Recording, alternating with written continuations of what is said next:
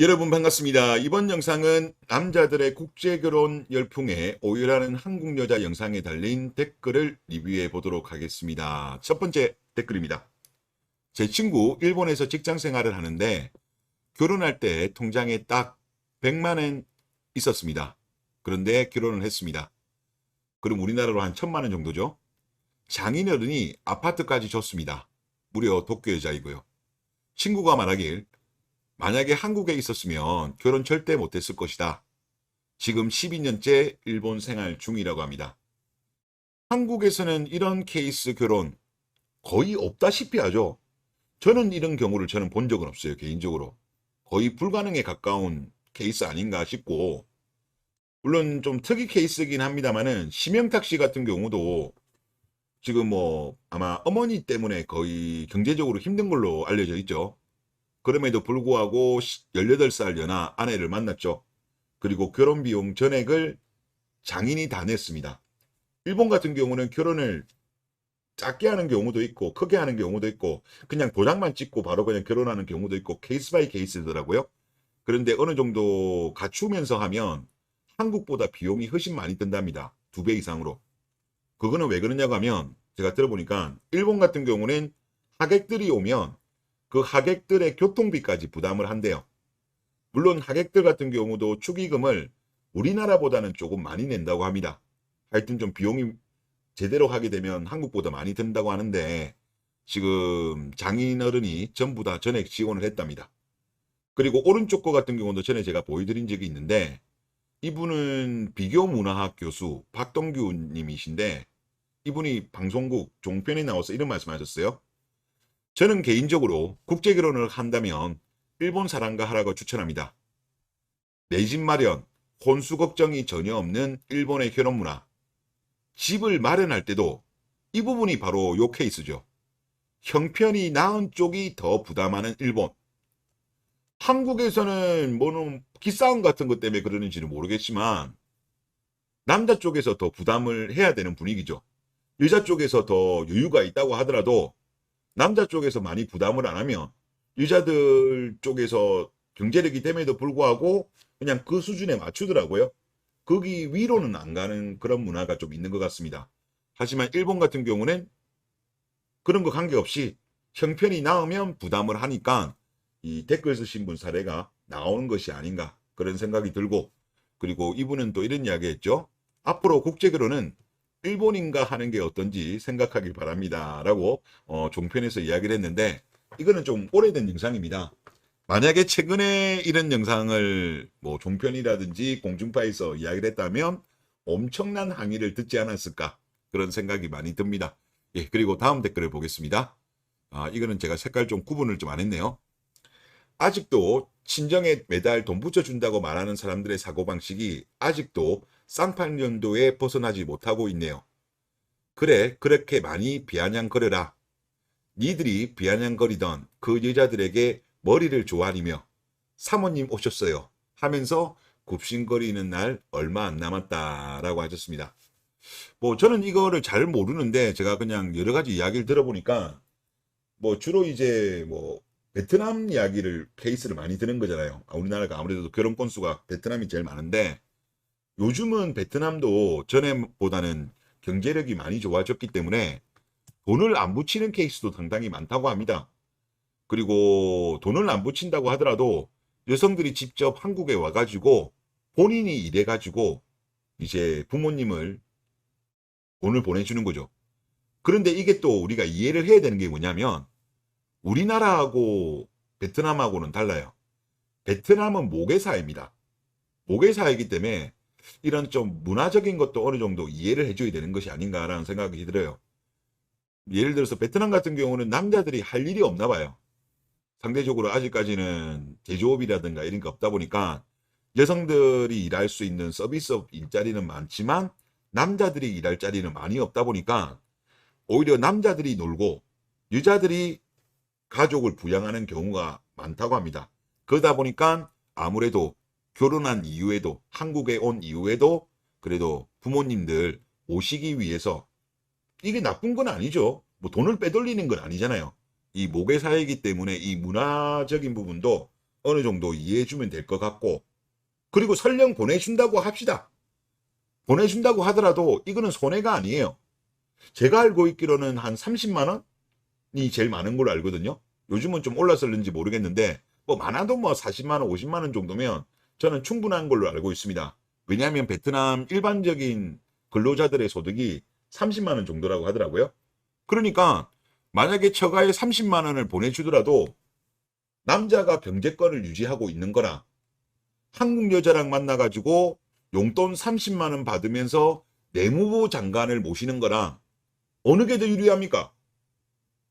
제 생각에는 30만 원 처가에 보내주고 뭐 50만 원도 괜찮아요. 내가 경제권을 유지하는 게 낫지. 돈은 내가 다 벌고 내무부 장관님한테 용돈 30만 원 받으면서 그렇게 생활하는 것보다는 낫지 않나요? 팩트 아닌가요? 하여튼 이렇게 또 비교하시면 되지 않겠냐 그런 생각을 합니다. 자, 그리고 다음 댓글을 보겠습니다. 저는 35살인데 주변의 친구들 국제결혼이 점점 많아지고 있네요. 한 명이 잘 가서 예쁘고 어린 신부랑 잘 사는 걸 보고 유행처럼 국제결혼이 생겨나고 있습니다. 그래서 저도 상담받고 왔습니다. 잘 있어라 한국 여자들아. 저의 조건은 키 185, 이야 진짜 대단하다. 연봉 6천, 교대 근무자입니다. 얼굴은 하나님께 맹세하고 잘생겼다는 소리 많이 들었고 번따도 당해봤고 고백은 다수 받아봤네요. 여행 유튜버 진우님과 비슷한 느낌입니다. 야, 진우님 엄청나게 인기 좋잖아요. 해외 여성들 딱 좋아하는 슬림하고 키 크고, 이야 엄청나게 인기 좋을 것 같은데요. 만약에 아직은 계약만 하셨으면 가지 않으신 건데 좋은 결과 있을 것 같습니다. 집을 사갈 돈은 없고 교대 근무자이며 차가 소나타여서 까였습니다. 아, 집이 없고 소나타라고. 다른 조건은 다 그래도 괜찮은데, 아, 교대 근무자. 아, 이 세 개가 걸려서 결국은 한국 여성들의 선택을 못 받아서 이제 베트남으로 가신다. 아, 참, 대한민국 여성들 눈높이가 얼마나 높은지. 아니, 지들은 무슨 뭐 차라도 있나? 죄다 뚜벅이들 주제에? 어? 그리고 집 살 돈이라도 있어요? 죄다 보면은 그냥 원룸에 있으면서. 참나. 하여튼 우리나라 여성분들 눈높이는 너무 높습니다. 자, 그리고 저는 이 말씀하신 것처럼 한 명이 잘 가서 다른 사람까지 유행이 된다고 하잖아요. 그 지라드의 법칙이라는 게 있습니다.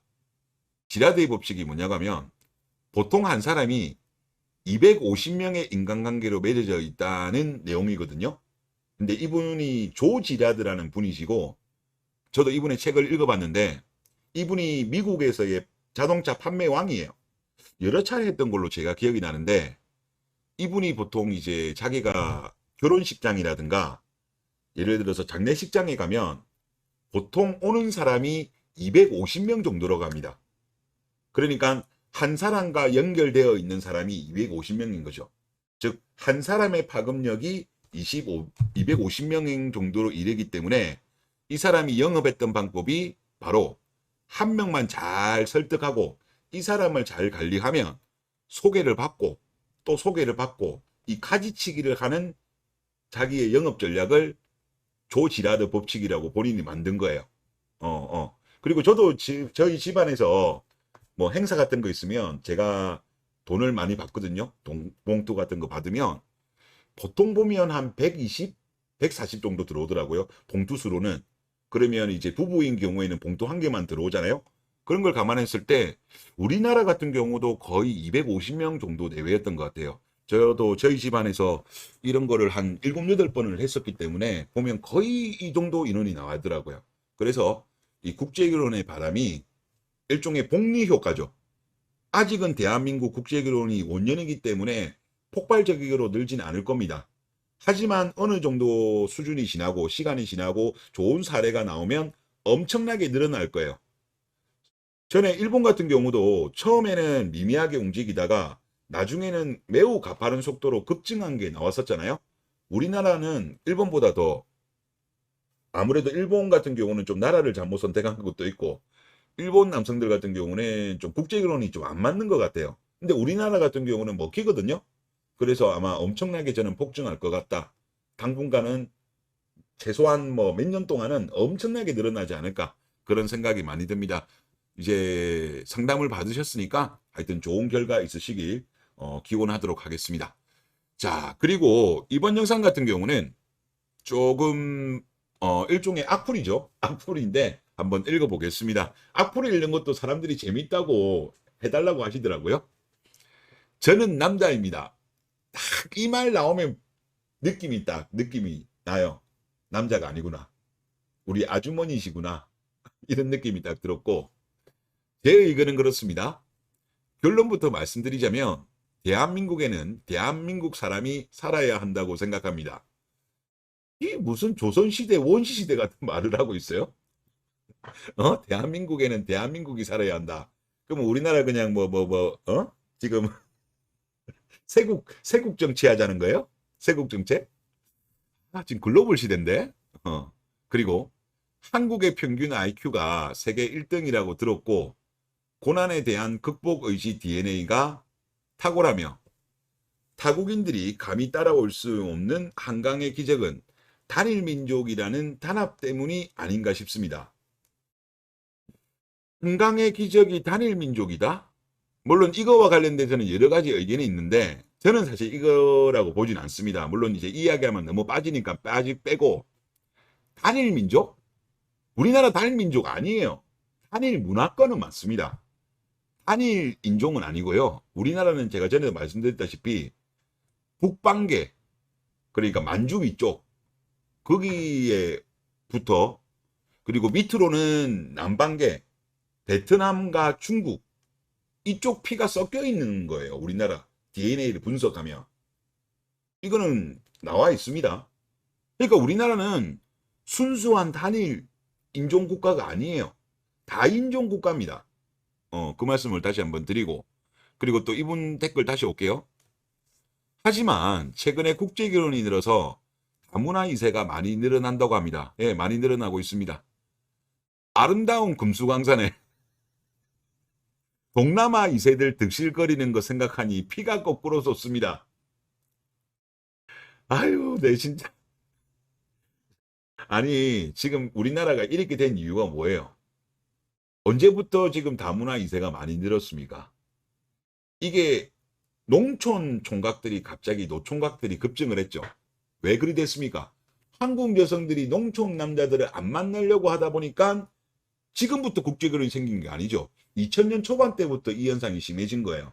국제결혼 바람이 분 게. 이게 그러면 농촌 총각들은 그냥 평생 동안 그냥 혼자 살아야 되는 거예요? 그들도 가정을 이루고 싶은데 한국 여성들이 농촌을 안 오겠다는데 어떻게 해요? 국제결혼이라도 해야 되는 거지. 이게 남자의 잘못입니까?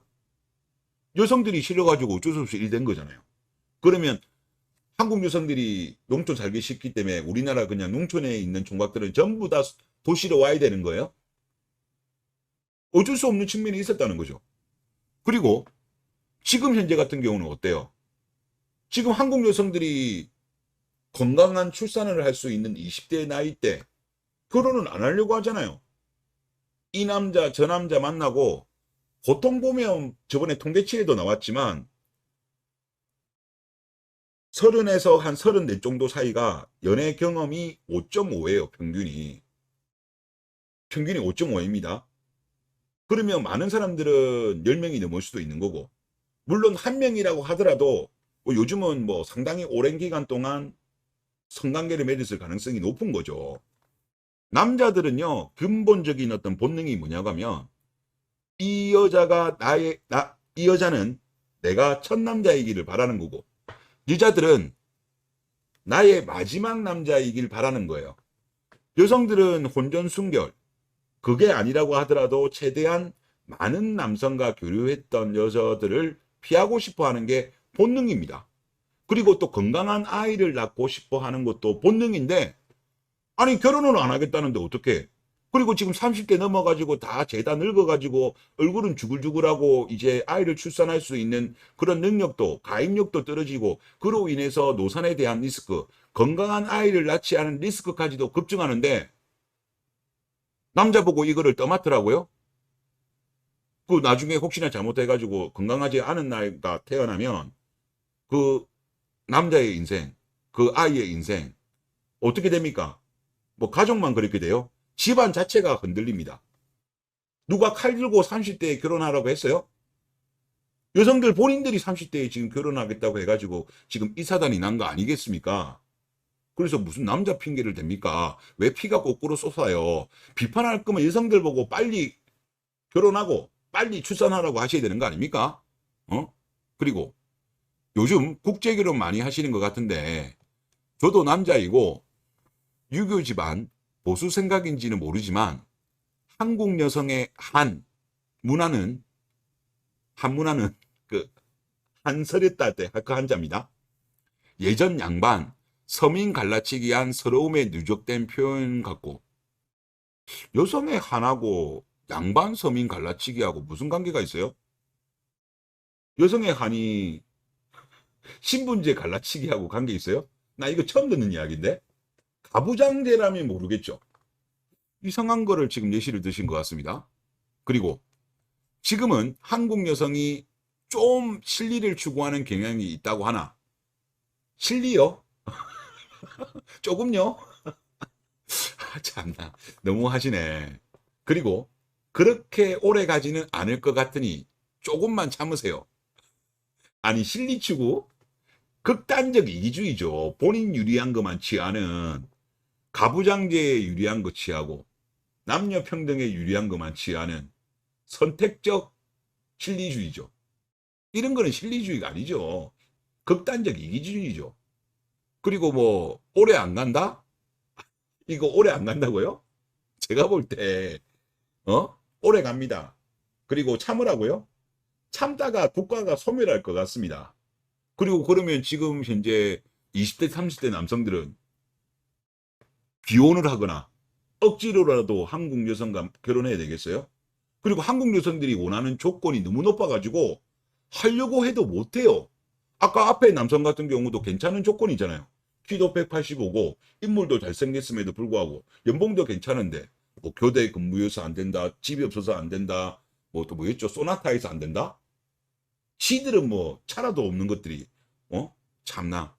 아니 하고 싶어도 여성들이 거부하는 걸 어떻게 해? 그리고 지금의 이러한 성향은 다분히 정치권, 국회의원, 그들만의 갈라치기, 돈에 대한 집착, 이권 카르텔로 인한 부작용으로 현 한국의 한신스러운 작태가 되었다 봅니다. 정치권의 문제는 저는 조금 있다고 생각하는데 돈에 대한 집착, 이거 다 여성들이 한 거잖아. 이권 카르텔, 이거 여성들 단체고. 그렇죠. 이게 남자 잘못은 아니잖아요. 대한민국 남성 여러분, 5천년 아름다운 금수강산을 짬뽕 핏줄로 더럽혀야겠습니까? 차라리 결혼하지 마세요. 국제 결혼하면은 나라가 더럽어지는 거예요? 핏줄이 더럽어지는 거예요? 와, 진짜 이런 사고방식을, 이건 제가 볼 때 여성이 쓴 것 같은데, 비판을 할 거면요. 여성들을 지금 비판하는 게 맞아요. 아니, 남자들도 한국 여성 만나려고 해도 결혼을 안 해주는데, 지들이 무슨 뭐 대단한 미모를 가지고, 대단한 뭐 스펙을 가지고, 그런 것도 아니면서, 별 것도 없는 애들이 보면은 뭐, 아파트 키 가져와라. 자동차 키 가져와라. 뭐 그런 분위기 아닙니까? 하여튼 지금은 제가 볼 때 이거 이대로 가면 안 돼요. 이대로 가면 안 되고 지금 역사적으로 보더라도 대한민국 남자를 이렇게 개무시한 세대는 처음입니다. 그리고 이 세대에 대해서 비판을 해야 돼요. 이대로 가면요. 뭐 이분 말씀대로는 좀 참아라고 하는데 아니 참다가 나라가 없어질 것 같다니까?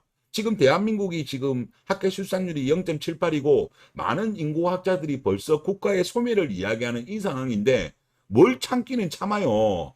지금 나라가 없어질 판인데. 하여튼 지금 이 싸움 빨리 끝내야 돼요. 빨리 끝내야 되는데 지금 여성들이 지금 잘못된 방향으로 가니까 그쪽을 박살내야 되는 게 맞는 것 같습니다. 다음 댓글을 보겠습니다. 외국 여성들이 시부모에게 잘할 수밖에 없습니다. 처갓집이 멀어도 너무 멀고 정부집 곳이 시부모랑 남편밖에 더 있나요? 그리고 특별히 나쁜 사람이 아니라면 정을 주면 준 것 이상으로 되돌려주죠. 그러니 특이한 경우가 아니라면 외국 며느리들과 시댁 사이가 좋을 수밖에 없는 겁니다. 옛 선인들 말씀도 처가와 화장실은 멀면 멀수록 좋다고 했습니다. 다 이유가 있는 겁니다. 라고 하셨습니다. 저도 관찰해보면 잘 지내는 케이스가 되게 많습니다. 반면 대한민국의 한국 여성들 같은 경우는 시월드의 시자만 나와도 경기를 일으키죠. 그리고 시부모님들이 혹시나 집에 한번 온다고 하면 엄청나게 반대를 하죠. 오지 말라고.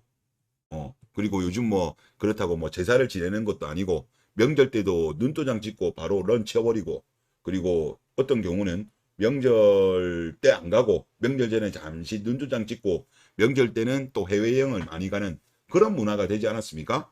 그래서 제가 볼 때 아들 입장에서는 결혼했을 때 이왕이면 배우자가 부모님이랑 잘 지내길 바라잖아요. 근데 요즘 한국 여성들이 하도 시월드 하니까 거의 포기를 한 거죠. 남자들은. 이런 측면에서도 남자 입장에서는 며느리들과 시댁 사이가 좋으면 효도하는 하나의 또 좋은 방법이라고 저는 생각됩니다. 그래서 이런 장점도 있는 것이 아닌가 생각이 듭니다. 네, 이번 영상 여기서 마치겠습니다.